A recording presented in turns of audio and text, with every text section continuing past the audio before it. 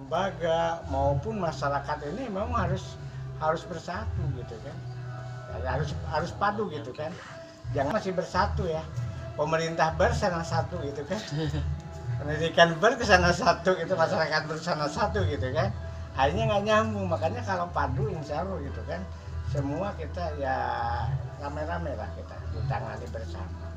Makanya saya tulisan yang saya lingkungan hidup adalah masalah sampah. Nah, baik berdasarkan keilmuan maupun pengalaman ya, dan alhamdulillah gitu kan. Jadi kita bukan hanya teori saja gitu kan, ya teori ya, pengalaman iya gitu kan, pelaksana langsung gitu kan. Nah makanya saya membuat tulisan ini adalah sampah tuntas di sumber. Ya, jadi inti dari apa yang tadi mungkin secara prolog Pak Dul sudah jelaskan, karena ini ya tidak bisa satu persatu, tetap gitu kan kita harus semua itu mempunyai ya hubungan.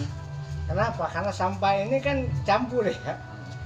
Nah jadi sampah itu campur, maka ini perlu ada ya yang menangani secara ya fokus. Tidak bisa disalahkan ke masyarakat sekarang. Apa? Karena contoh yang sudah kebijakan masalah sampah itu semuanya sentralisasi, Pak. Tumpuk, tarik, buang ke satu tempat. Jadi dan kebijakan itu dengan dinasnya, dan ini juga memang yang disebut tadi gitu kan. Jadi ya harusnya gitu kan, harusnya ya harus diperhitungkan, jangan sampai ya istilahnya mau enak tapi tidak mau anak gitu kan. Nah contoh kayu manis, kenapa dulu sampai di demo oleh masyarakat untuk tempat pembuangan sampah dulu ya awalnya ya, dia juga sebagai TPS ya, ya gitu kan, TPA ya, gitu ya. Karena kenapa ya enak aja membuang penyakit ke orang gitu kan. Itu ya secara kesehatan maupun di Bantar Gebang itu sudah nggak bagus, Pak. Jadi karena sampah ini hitungannya itu hari, Pak. 1-2 hari, di saat bercampur ini akan menimbulkan bau, Pak. Bau betulnya. Kenapa masyarakat menolak gitu kan kebijakan pemerintah untuk adanya tempat pembuangan akhir di daerah. Yang kedua juga memang ya ini pengalaman tahun 2000 itu memang gencar-gencarnya 2012 ya. 2012 saya pada saat itu sebagai LPM ya termasuk ketua RW gitu kan. Nah ini mendapatkan penghargaan pada wali kota gitu kan. Jadi proper sampah kan gitu kan. Lagi sama dinas. Oke lah saya bantu, Pak. Tapi ada tempatnya enggak? Pak nyari usaha. Akhirnya saya bisa ada lahan, saya ngontrak lahan, bangunlah TPS 3R. Nah itu juga dasarnya kenapa bisa ada ke tahun 2012, karena pada tahun 2012 ke belakang saya itu sama-sama dengan Kabid di Dinas Kebersihan DKP kalau dulu. Nah sama-sama ngisi di radio pemerintah, Pak, masuk di dalam motivator tentang lingkungan, baik sampah, baik pertanian gitu kan. Nah ke arah sana. Nah jadi tuntas dari sumber. Nah yang pertama memang inti dari lakukan oleh masyarakat adalah memilah. Ya. Makanya ini saya buatkan ya Pak, buatkan alat komposter dan ini tertutup Pak ya, tertutup. Nah ini simpan di dapur ya, jadi istilahnya gimana? Nah, jadi sampah masuk ke sini Pak, sampah sisa makanan dan sayuran. Tapi kalau bagusnya itu udah dirajang, kecil-kecil busukan. Oh yang bagus udah dicacah ya? Ya bagusnya masih cacah gitu kan. Cacah. Nah dikasih ini Pak bioaktivator. Ya. Namanya M4. Ya. Kalau ada gitu kan. Untuk mengurai ya. Mengurai jadi sampah organik ini sehingga menjadi pupuk. Kalau udah lama itu jadi kering Pak. Oh. Nah, jadi makanya saya namakan pupuk ramah lingkungan. Enggak, kan ada yang di rumah yang cairan. Ya. Kalau yang di rumah cairan. Ini kalau cairan pakai super deck. Ya.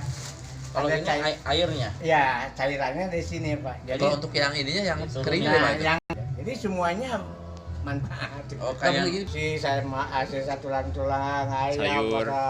Tapi sok ayah ini Pak, di Pak, Tapi sok ini ayah bisa teh. bikin Sok sendiri ayah, atau sok ayah magot apa ya? Sok ayah magot aja nih. Suka Ya. ada magotnya ya. Jadi maggot ini sebetulnya ya bisa berkembang biak. Cuma memang ada yang datang langsung atau memang dari nasi, jadi ya kita bilang itulah. Nah cuma memang ada dua, ada yang bundar Pak, ada yang pipih. Kalau maggot pipih, bentuk bulatannya nggak bulat ini, tapi kalau belatung yang dari ini emang bulat Pak. Makanya kalau untuk menghilangkan bau, makanya dengan adanya semprotan ini itu kan mengurai juga menghilangkan bau. Oh, dia disemprot ya. Ya disemprot gitu kan, dicampur ya. Campurannya berapa komposisinya? Air sama empat ya? Nanti ada di sini ada juga komposisinya, atau boleh kata satu tutup ini satu botol aqua yang 600, yang apa tuh, yang teh pucuk lah, yang teh pucuk gitu kan, satu botol ini teh pucuk, cuma supaya aktif, karena ini posisi komposter ini tidur Pak, supaya aktif kasih gula aja sedang gitu. Maksudnya dicampur. Betul, Pak, Jadi ini. air, gula, Semacam burung. Ya, kalau yang saya kerjasama dengan pos Bougainville itu ya saya ininya Pak, bekas teh pucuk gitu kan.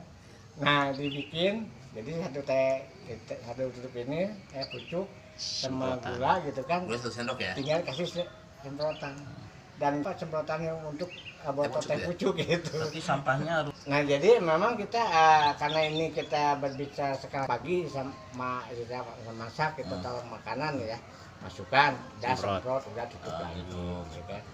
Saya masukin lagi, semprot lagi.